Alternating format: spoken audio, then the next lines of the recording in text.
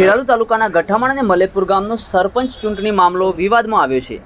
ગઠામણમાં સરપંચ ચૂંટણીમાં બેલેટ પેપરની એક પેટી પ્રાઇવેટ ગાડીમાં લઈ જવાના આક્ષેપો સરપંચ પક્ષના હારેલા ઉમેદવારે કર્યા છે। સમગ્ર મામલે મામલતદારને આવેદનપત્ર આપી વિરોધ કરવામાં આવ્યો છે। મલેપુર ગામમાં પણ મતગણતરીના બીજા દિવસે ચૂંટણી તથા મતગણતરી સામે વાદ અરજી કરવામાં આવી છે। ગઠામણમાં કેબી પ્રજાપતિ અને હંસાબેન દિનેશભાઈ ઠાકોર સહિત અરજી કરી વિરોધ નોંધાવવામાં આવ્યો છે। મોટી સંખ્યામાં ગામ લોકો પણ મામલતદાર કચેરી ખાતે હાજર રહી વિરોધ નોંધાવ્યો હતો। સમગ્ર મામલો હાલ તપાસનો વિષય બન્યો છે। હકીકતમાં શું છે તે તપાસ બાદ જ જાણી શકાય।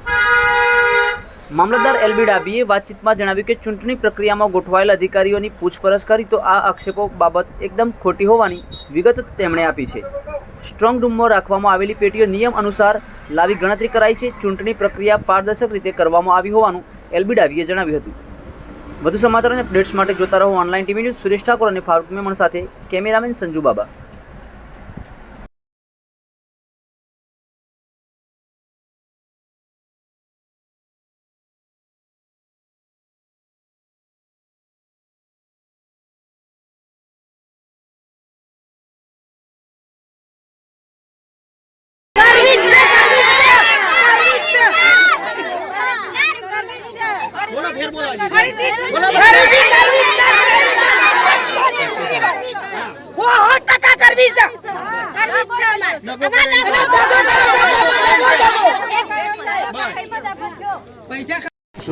શું નામ તમારું? મારું નામ પ્રજાપતિ તુલસીભાઈ ભીખાભાઈ। હું એક સરપંચ છું।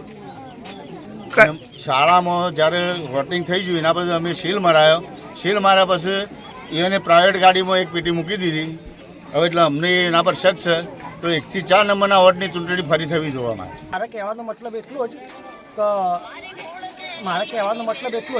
કે જે સરકારી બસમાં પેટી જવી જોવા એના શિક્ષક હોય કે જે અધિકારી હોય પ્રાઇવેટ બસમાં પ્રાઇવેટ સાધનમાં લઈ જાય તેમના એટલે મને તો શક છે કે એની પેટી બદલાય। બરોબર। અને વિડીયો અમારા પાસે મોજૂદ છે એટલે પાક્કો સબૂત છે કે આ જે પેટી બદલાઈ છે એવી? હા બદલાઈ ગઈ। બરોબર। હવે તમારી શું માંગ છે? અમારી માંગ રીચૂંટણીની ફરીથી ચૂંટણી જેવી જોવે? નવી થવી જોઈએ। ચૂંટણી અમારી નવી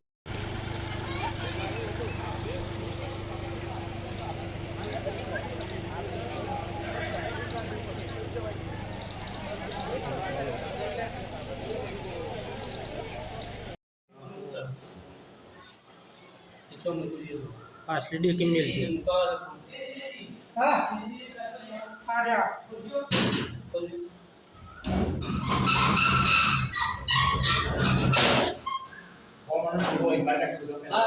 सोमवार